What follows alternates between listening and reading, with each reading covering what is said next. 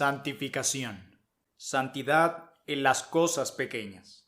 Escrito por Horatius Bonar, 1808-1889. El ABC de la verdad del Evangelio es que Cristo murió por nuestros pecados. Por medio de la muerte de Cristo somos salvos, obteniendo paz con Dios y entrada a esta gracia en la cual estamos firmes. Además, los que esto creen son partícipes de Cristo, partícipes de la naturaleza divina, partícipes del llamamiento celestial, partícipes del Espíritu Santo y partícipes de su santidad. En la persona de su garante, el creyente ha resucitado al igual que ha muerto, ha ascendido al trono, está sentado con Cristo en los lugares celestiales. Su vida está escondida con Cristo en Dios. Considera como si hubiera sucedido ahora aquello que habrá de ser en el día de la venida del Señor. Así es como lo trata Dios. La fe en un sentido lo lleva a mirar adelante a la gloria, en sentido opuesto lo lleva a mirar a esta tierra agotada como si ya hubiera terminado su peregrinaje. Os habéis acercado al monte de Sión, a la ciudad del Dios vivo, Jerusalén la celestial. Hebreos capítulo 12, versos 22. Es seguro entonces que el cristiano es llamado a ser consecuente y decidido, al igual que feliz, no conformado a este mundo, sino al mundo venidero que ya mora en él por fe. ¿Qué clase de persona debe ser él en toda santa conducta y piedad? Segunda de Pedro capítulo 3, verso 11. Indiscutiblemente el que es resucitado con Cristo debe ser como el resucitado. Se espera que sea manso y humilde, dócil y cariñoso, amable y solícito, generoso, que no se enoje fácilmente por provocaciones ni se ofenda fácilmente, transparente y honesto. Por otro lado, no es egoísta, ni intolerante, ni codicioso, no es vanidoso, ni mundano, ni renuente a ser enseñado. El cristiano auténtico es sano, no es débil, frágil ni sentimental. Pero por otro lado, no es duro, mezquino, antipático ni desagradable. No queremos solo una teología excelsa y erudita. Queremos que esa teología sea llevada a la práctica en la vida, hecha carne noblemente en el quehacer diario. Cuanto más elevada sea la teología, más distinguida y noble será la vida que resulta de ella. Debe conferir firmeza y sencillez al carácter y la conducta del cristiano, dignidad genuina sin orgullo, dureza ni frialdad, verdadera fuerza de voluntad sin terquedad, caprichos ni inconstancias. Cuanto más elevada es la doctrina, más debiera conectarnos con la mente de Dios, la cual es la verdad, y con la voluntad de Dios, la cual es la ley. Valoramos las elevadas enseñanzas de las epístolas, pero no por eso damos menos valor a la ley y los profetas.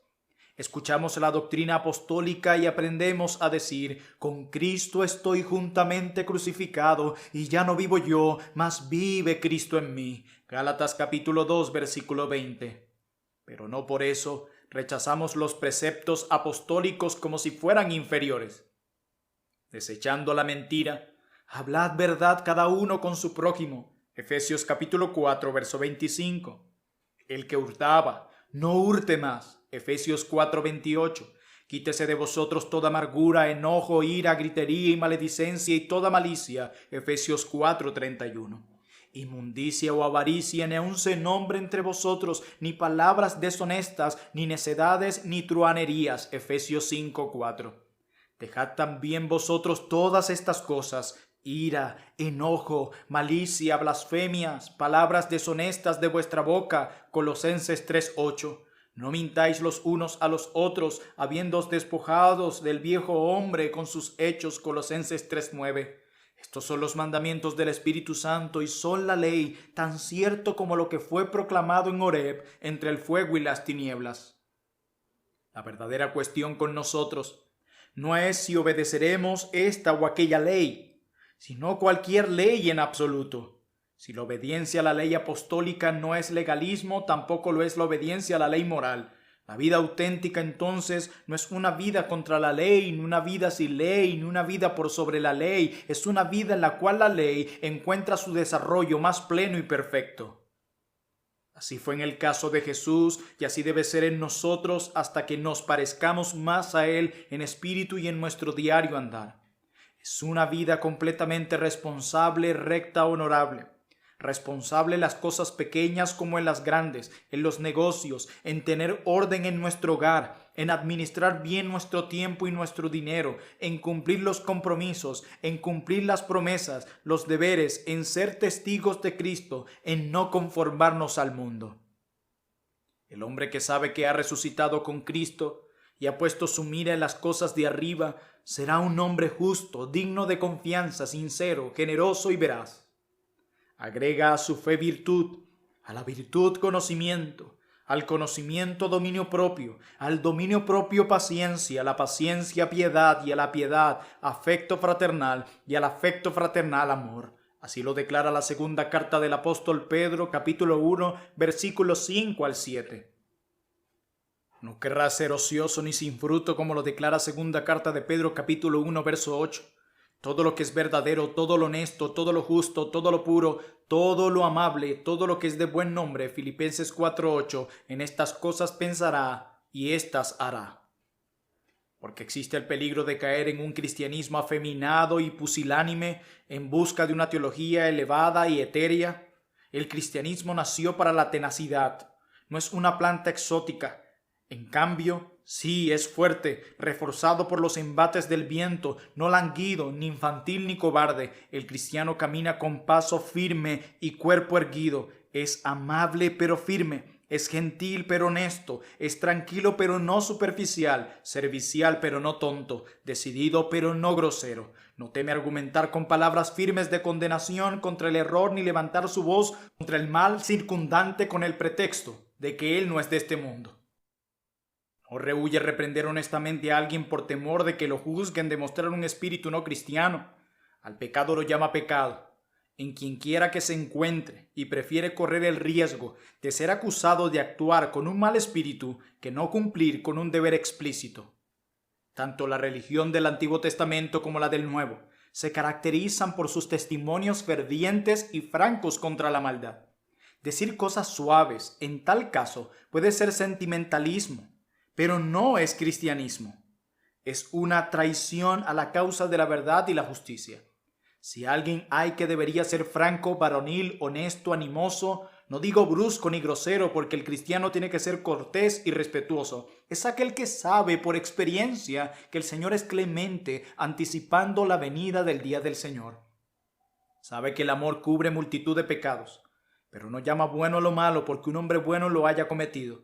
No justifica las inconsistencias porque el hermano inconsistente tenga buena reputación y un espíritu ferviente. Lo torcido y lo mundano sigue siendo torcido y mundano, aunque lo practique alguien que parezca haber alcanzado la cumbre de la espiritualidad. Muchos de nosotros no hemos madurado en la vida cristiana. Vosotros corríais bien. ¿Quién os estorbó para no obedecer a la verdad? Gálatas 5:7. Ha sido una obra que se inició bien, pero dejada sin terminar. Una batalla emprendida con valentía, pero librada a medias. Un libro en que se escribió el prefacio y nada más. ¿Acaso no deshonra esto a Cristo? ¿No representa esto mal a su evangelio? ¿Se niega su cruz, se menosprecian sus palabras y se anula su ejemplo? Si una vida santa consiste de una o dos obras nobles, en algunos ejemplos de personas que han perseverado, sufrido, podríamos contar esa experiencia como un fracaso y considerarla como una deshonra hasta el punto de darnos por vencidos. Pero la vida santa está compuesta de una multitud de cosas pequeñas, palabras pequeñas, no discursos o sermones elocuentes, pequeñas acciones, no milagros, ni batallas, ni grandes actos de heroísmo, de poderoso martirio. En todo ello es lo que consiste la verdadera vida cristiana.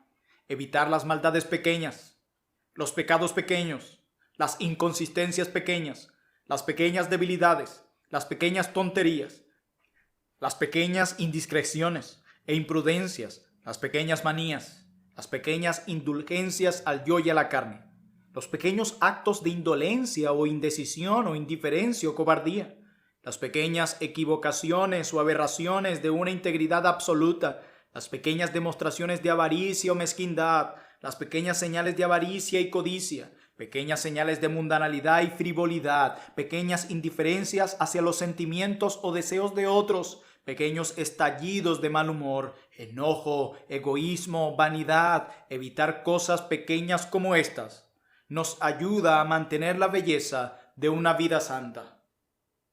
Por otro lado, la atención a los pequeños deberes del día y de la hora, ya sea en transacciones públicas o relaciones particulares o asuntos de familia, a las pequeñas palabras, las miradas y los tonos de voz, las pequeñas demostraciones de bondad, paciencia o ternura, las pequeñas evidencias de abnegación, de autolimitaciones y del olvido de sí mismo, de pequeños planes de aquietada bondad y de atenta consideración hacia otros, la puntualidad, método y los objetivos reales al organizar cada día.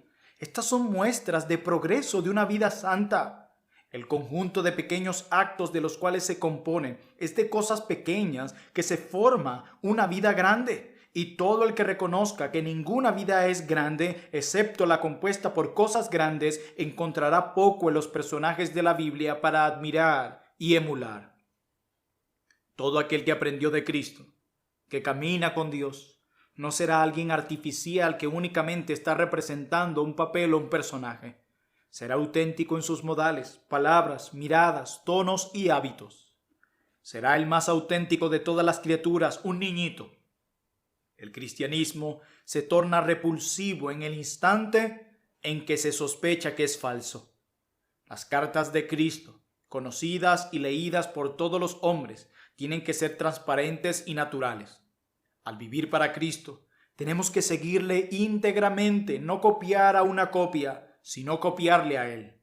De otra manera, el nuestro será un testimonio imperfecto, un reflejo de una religión débil, carente de paz, sencillez y gracia, llevando las marcas de una imitación y artificialidad, sino de una falsificación.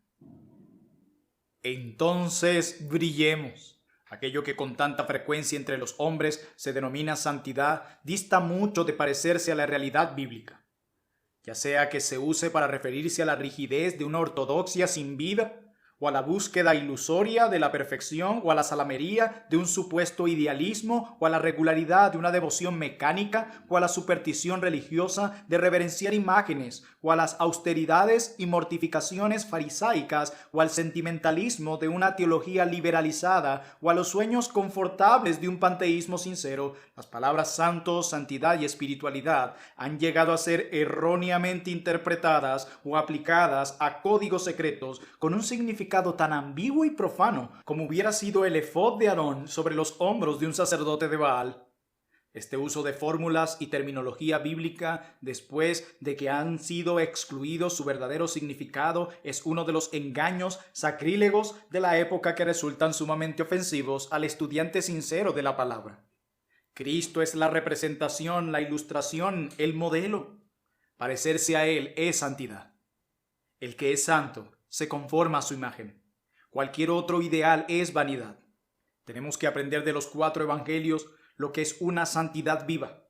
Para ver una exposición doctrinal sobre ella, tenemos que ir a las epístolas. De allí aprendemos lo que es y no lo que es. Permaneced en mí, declara Juan 15:4. Aprended de mí, Mateo 11:29. Sígueme, Mateo 4:19, capítulo 16:24 y Juan capítulo 12, verso 26. Son expresiones que instauran el contenido y el resumen del libro de estatutos cristianos que constituye el verdadero directorio y guía de la búsqueda de santidad.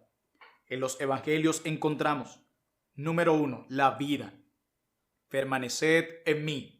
Del príncipe de la vida recibimos la vida nueva, también de su muerte y sepultura, porque fuimos plantados juntamente con él en la semejanza de su muerte, así también lo seremos en la de su resurrección. Romanos 6:5. Hemos muerto y nuestra vida está escondida con Cristo en Dios. Colosenses 3:3. Por lo tanto, para que vivamos para la justicia, como lo declara 1 de Pedro 2:24, vivimos, pero ya no nosotros, mas Cristo vive en nosotros, como lo declara Pablo en Gálatas 2:20. Acudimos a Él para obtener vida, o más bien, primero viene Él a nosotros con vida. Nosotros lo asimos a Él, o más bien somos asidos por Cristo Jesús, y permanecer en Él es una continuación del acto inicial de haber venido.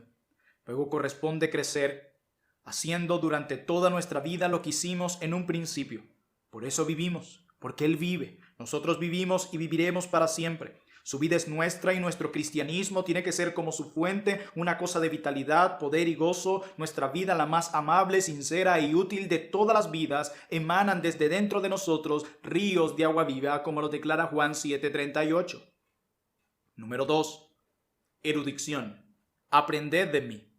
La suya es la escuela del cielo, la escuela de luz. Aquí está toda la verdad sin ningún error. El tutor es tan perfecto, así como manso y humilde.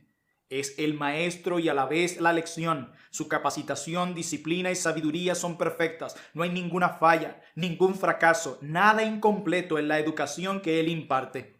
Enseña a conocer, amar, actuar, perseverar, regocijarse. También a estar triste, a tener abundancia y a padecer necesidad. El alcance de erudición de sus discípulos se puede medir solo por sus riquezas divinas, sus tesoros de la sabiduría y del conocimiento. La finalidad de su instrucción y disciplina es hacer hombres santos conformados a su imagen e imitadores de su perfección celestial. Número 3. La senda. Sígueme. No es solo una vida a la cual somos llamados a un caminar, un transitar de aquí para allá, como implica el griego. No es sentarse solos ni disfrutar privadamente de la religión, sino caminar un caminar en que somos visibles por todos los costados, un caminar que atrae la mirada de muchos, un caminar en que llegamos a hacer espectáculo al cielo, la tierra y al infierno. No es un descanso inmóvil, ni aislarnos de nuestros prójimos, sino andar en medio de ellos, estar en contacto con amigos y enemigos, un ir de aquí para allá por los caminos y vallados del mundo, así como fue el maestro debe ser el siervo. Camino a la cruz, miró a su alrededor y dijo: si alguno me sirve, sígame. Juan capítulo 12, verso 26. Caminó al trono, después de haber pasado por la cruz, dijo lo mismo, según Juan capítulo 21, verso 22. Hemos de seguirle a la cruz y perseguir la corona. Es un camino hacia las dos. Aquel que anhela ser santo tiene que ser como Cristo, y el que quiere ser como Cristo tiene que ser lleno del Espíritu. Así lo declara Efesios capítulo 5, versículo 18. El que quiere tener la mente de Cristo debe tener la misma unción que él tuvo, el mismo Espíritu que habita y obra en él, el Espíritu de adopción, de vida, fe, verdad, libertad, fortaleza y gozo santo. Es a través del poderoso dador de vida que nos revive. Es a través de la santificación por el Espíritu que somos santificados. Él realiza su obra en calidad de huésped. No obra sin que el Espíritu esté morando en el alma, ni mora el Espíritu en el alma sin que obre. No ejerce una mera influencia como la de la música en el alma que sufre, a menos que entre y more en ella primero. De manera que, siendo llenos de su compañía, al igual que impregnados por su poder, somos totalmente transformados. No se nos presenta con argumentos ni con persuasiones morales, sino que nos conmueve con el toque irresistible de su mano divina y penetra en nosotros con su propia energía vital. No nos impregna con su propia pureza y vida a pesar de nuestra desesperada resistencia, tosudez e incredulidad, todos los días de nuestra vida. El que quiere ser como Cristo tiene que estudiarlo. No nos podemos hacer santos a nosotros mismos por medio de esforzarnos por serlo, así como no podemos forzarnos a creer y amar con la simple energía del esfuerzo. No hay fuerza que pueda efectuarlo. Los hombres procuran ser santos y fracasan. No pueden tener santidad por su simple fuerza de voluntad. Deben concentrarse en el objeto sagrado para poder ser cambiados a su imagen de gloria en gloria, como lo declara segunda carta de Pablo a los Corintios, capítulo 3, verso 18. Deben contar con un ser santo como su mejor amigo. La comunión íntima con Jesús, como la que tenía Juan, es lo único que hará que nos asemejemos al discípulo o al maestro. El que quiera ser santo tiene que empaparse de la palabra, tiene que disfrutar del sol que irradia a cada página de la revelación. Es por medio de la verdad que somos santificados, así lo declara Juan 17:17. Exponiendo constantemente nuestras almas a esta luz, llegamos a ser más a fondo hijos de luz. Es la espada del Espíritu bien afilada con la que nos abrimos paso entre las miles de hostilidades. Es la vara de Moisés por la que dividimos el mar rojo, vencemos a Amalek y hacemos brotar agua de la roca.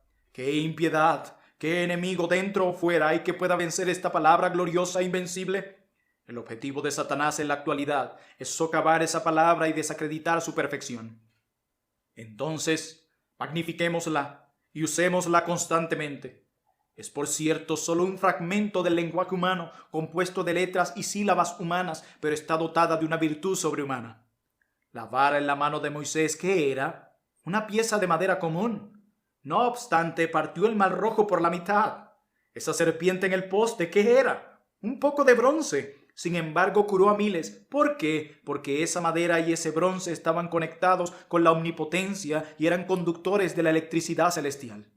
Entonces, dejemos que la Biblia sea para nosotros el libro de todos los libros para herir, curar, avivar, fortalecer, confortar y purificar.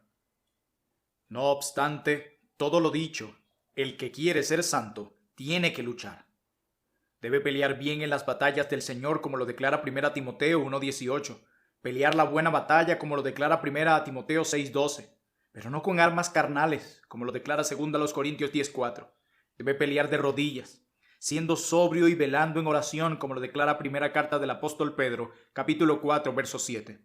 Tiene que lidiar con principados y poderes, ser fuerte en el Señor y en el poder de su fuerza, habiendo tomado toda la armadura de Dios, ceñido los lomos con la verdad, vestido con la coraza de justicia, el escudo, el yelmo y la espada, como lo declara Efesios capítulo 6, versos 13 al 17. Esta batalla no es de los fuertes, sino para los débiles. Se pelea en debilidad y la victoria es de los que carecen de fuerza, porque este conflicto no es algo que le sucede a todos, sino a los que confiamos en la victoria desde el principio, sabiendo que somos vencedores por medio de aquel que nos amó y alentó con la recompensa septuple. Al que venciere le daré a comer del árbol de la vida, el cual está en medio del paraíso de Dios, como lo declara Apocalipsis capítulo 2, verso 7. Aunque enfrentamos la hostilidad de los demonios en nuestro diario caminar y enfrentamos lucha terrenal, contamos con la ayuda de los ángeles, que no son más que espíritus al servicio de Dios y son enviados para ayudar a los que recibirán la salvación, al igual que con el poder del Espíritu Santo. Efesios capítulo 1, versículo 13. El que quiere ser santo tiene que velar. Pero tú vela en todo. 2 Timoteo 4:5. Velad, estad firmes en la fe, portaos varonilmente y esforzaos. 1 Corintios 16:13. Los hijos de las tinieblas duermen o tropiezan en la oscuridad. En cambio, nosotros que somos del día, seamos sobrios para que no nos venzan las tentaciones y caigamos en las artimañas del diablo o las seducciones de este mundo licencioso. Bienaventurado el que vela, Apocalipsis 16:15. Mientras velamos, testifiquemos de la buena profesión, como lo declara 1 Timoteo 6:13, y hagámoslo sin avergonzarnos de aquel cuyo nombre llevamos. Corramos con paciencia la carrera que tenemos por delante, despojémonos de todo peso y del pecado que nos asedia, y sigamos la justicia, la piedad, la fe, el amor, la paciencia, la mansedumbre, como lo declara 1 Timoteo 6:11, puesto los ojos en la venida y en el reino de nuestro Señor Jesús, como lo declara Tito capítulo 2, verso 13. El que quiere ser santo tiene que entender su responsabilidad de serlo. Debe comprender su compromiso como miembro del cuerpo de Cristo, al igual que participe del Espíritu Santo. El pensamiento que no alcanzaremos la perfección aquí no debe ser motivo para debilitar nuestro sentido de responsabilidad ni para dar cabida a lo que contristaría al Espíritu Santo de Dios, con el cual fuimos sellados para el día de la redención, como lo declara Efesios 4:30. No, porque la posesión personal de esa plenitud, hasta donde vasijas como nosotros pueden contenerla, es responsabilidad de cada santo. Somos santificados por la sangre, a fin de que seamos santificados por el Espíritu Santo, guiados por el Espíritu Santo. Sea nuestro cuerpo templo del Espíritu Santo. Andemos en el Espíritu, hablemos por el Espíritu, vivamos en el Espíritu y teniendo la comunión del Espíritu Santo. El cristiano no debe jugar con el pecado bajo ningún pretexto, y menos con la excusa de que no está bajo la ley. Las advertencias y los preceptos apostólicos son tan explícitos como los de Moisés y mucho más numerosos. Como poseedores del espíritu de amor debemos amar, dejando a un lado toda malicia, maldad, hipocresía, maledicencia, pagando cada día la deuda que nunca puede ser pagada, el amor. Romanos 13:8. Porque el espíritu que mora en nosotros no es ocioso ni estéril, siempre produce fruto, fruto divino en el corazón humano, fruto celestial en suelo terrenal, fruto que demuestra su origen interior y en su interior cuenta con el glorioso huésped, mas el fruto del Espíritu es amor, gozo, paz, paciencia, benignidad, bondad, fe, mansedumbre, templanza. Contra tales cosas no hay ley. Así lo declara Gálatas capítulo 5 versículos 22 al 23. Como los que han sido librados del presente siglo malo, separémonos del mundo como lo hicieron los santos de antaño, manteniéndonos alejados de sus fiestas como hombres que no tienen tiempo para semejantes cosas, aunque sean inocuas, manteniendo nuestras vestiduras sin contaminación.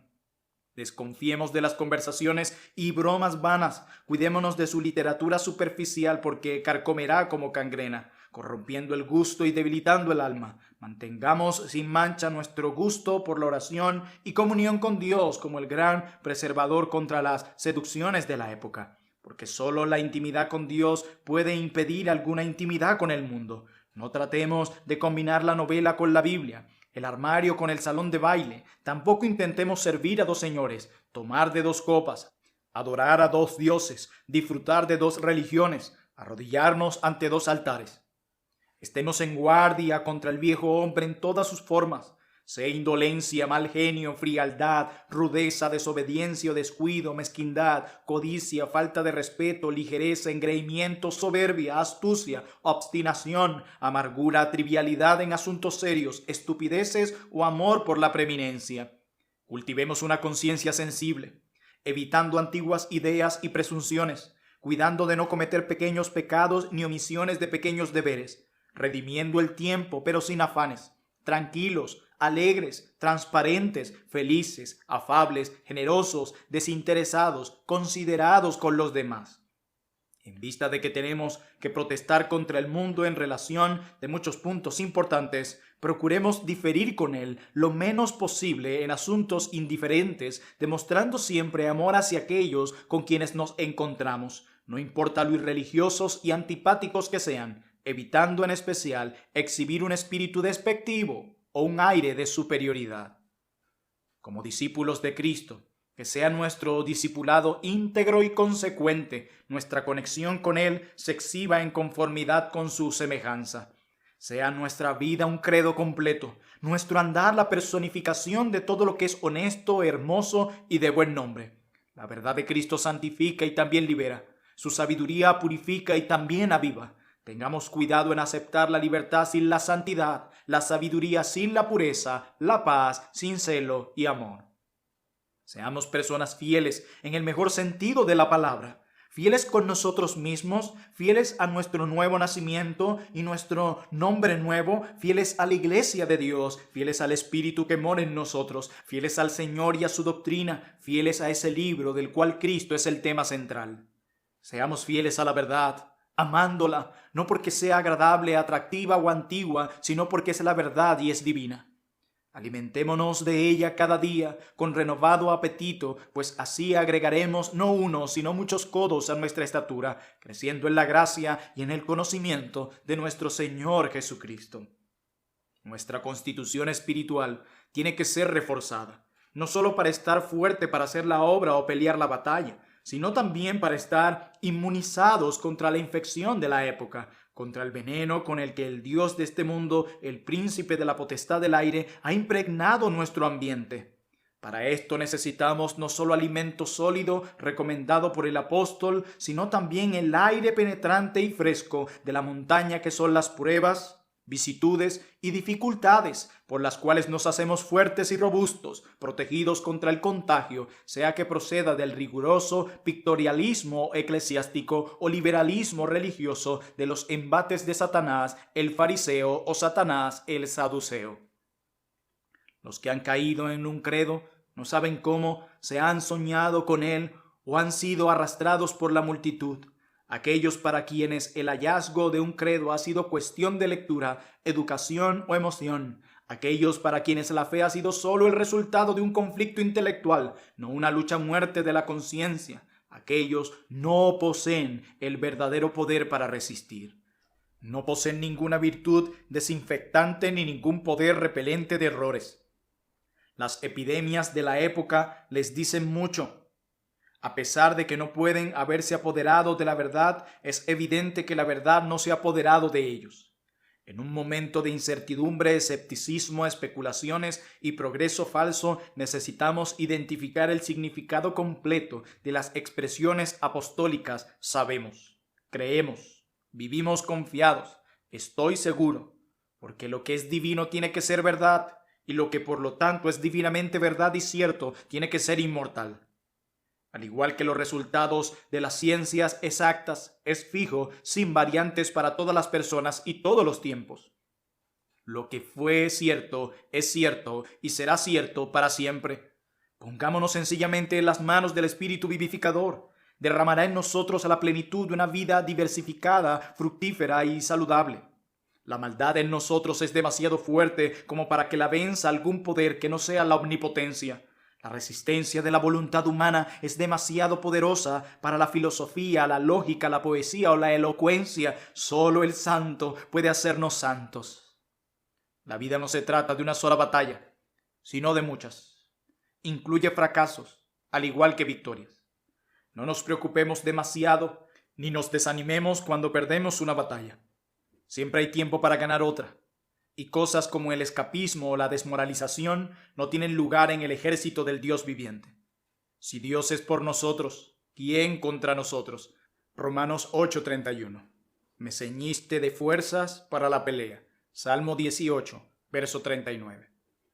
La vida cristiana es maravillosa, una de las cosas más extraordinarias sobre la tierra. Aunque compuesta de cosas pequeñas cotidianas, dista de ser una pequeñez. Si es vivida con fidelidad, sea por el pobre o el rico, por el niño o el adulto, es noble en todo.